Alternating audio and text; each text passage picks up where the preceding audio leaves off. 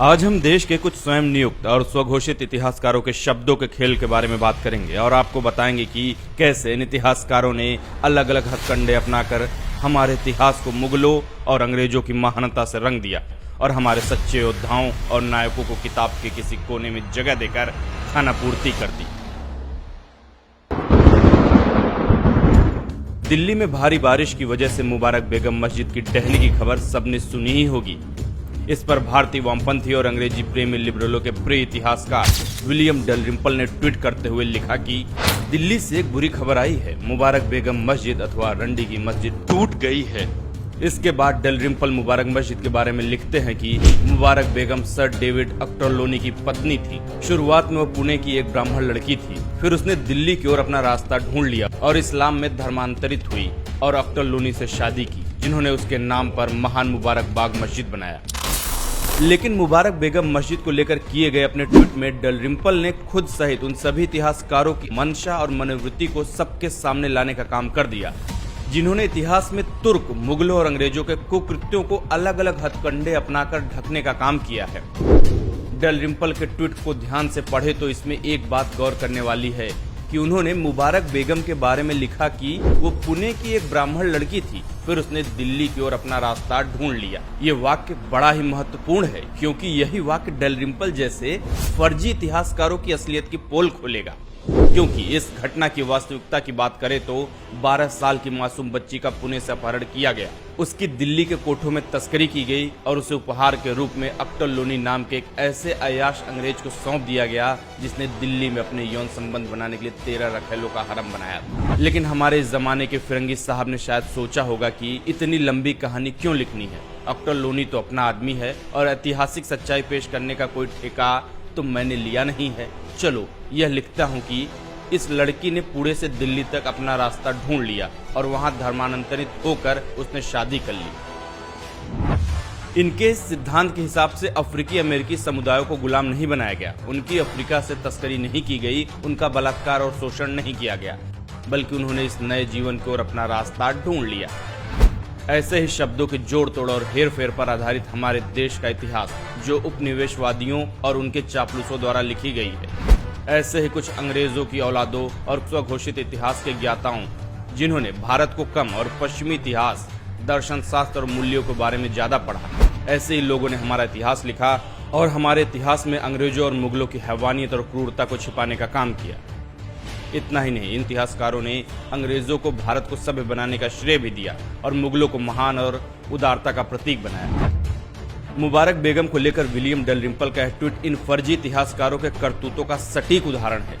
जब ट्विटर पर इनके इस दावे पर लोग सवाल खड़ा करने लगे तो फिर डलरिम्पल ने दलील दी कि यह अनार्की यानी अराजकता और शासनहीनता का समय था। सभी धर्मों को लोग भूखमरी की वजह से अपने बच्चे बेच देते थे, गुलामी की कोई धार्मिक सीमा नहीं होती है। ऐसे में यह कहना कि गुलामी की कोई धार्मिक सीमा नहीं होती है, यह भी सल्तनत और मुगलों के काले कारनामों को छिपाने का एक खोखला और घटिया दावा है।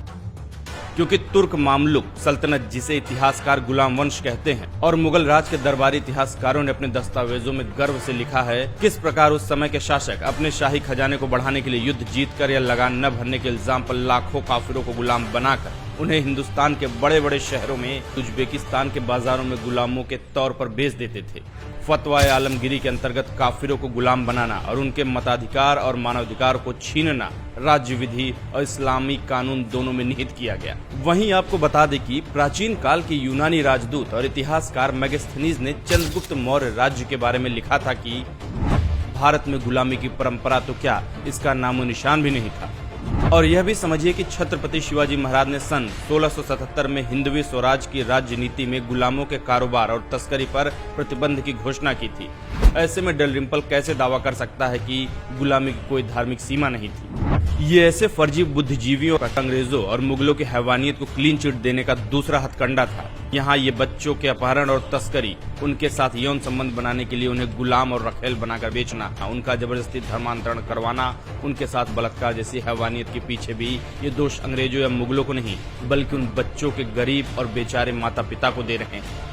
इनका कहना है कि तभी भारत में कोई शासन प्रशासन नहीं था, भूखमरी थी, जिसकी वजह से माँ बाप अपने बच्चों को इनके पास बेच देते थे। आप सोच सकते हैं इन हैवानों के कुकृत्यों को ढकने के लिए ये पश्चिमी इतिहासकार किस हद तक जा सकते हैं और किस प्रकार के घटिया तर्कों का इस्तेमाल करते हैं। जब जानकारों ने इतिहासकारों के लेख पर यह सवाल उठाया कि अगर मुगलों के समय के इतिहासकारों ने उनकी क्रूरता, उनकी हैवानियत के बारे में इतना खुलकर लिखा था, तो आज के जमाने के इतिहास में उसे शामिल क्यों नहीं किया गया। इस सवाल पर मुगलों और खुद का बचाव करते हुए इन मुगलों के हिमायती इतिहासकारों ने नई चाल खेली। इन्होंने कहा कि उस समय के इतिहासकार जानबूझकर मामूलक सुल्तानों या मुगल बादशाहों की क्रूरता के बारे में बढ़ा चढ़ाकर लिखते थे। ऐसा करने से सुल्तान या बादशाह खुश हो जाते थे ताकि उलेमा की नजर में वो और ज्यादा मजहबी और दीनदार कहलाएं। इसलिए उन्होंने मुगलों के समय के इतिहासकारों द्वारा लिखित सभी घटनाओं को शामिल नहीं किया।